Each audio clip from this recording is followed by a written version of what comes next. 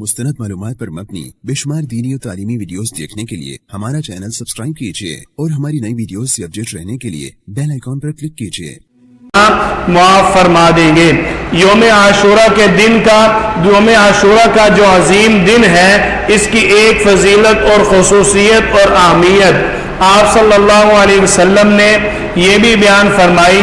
हजरत इब्ने मसऊद रजी अल्लाह तआला अन्हु रावी हैं, फरमाते हैं कि आप सल्लल्लाहु अलैहि वसल्लम ने फरमाया, आशूरा के दिन जो अपने अहलो अयाल पर कसरत से माल खर्च करेगा, अपने घर वालों पर, अपने खानदान पर जो वुसअत से माल खर्च करेगा, सखावत से माल खर्च करेगा, अल्लाह ताला उसके पूरे साल रिज़्क़ के अंदर वुसअत अता फरमाएंगे।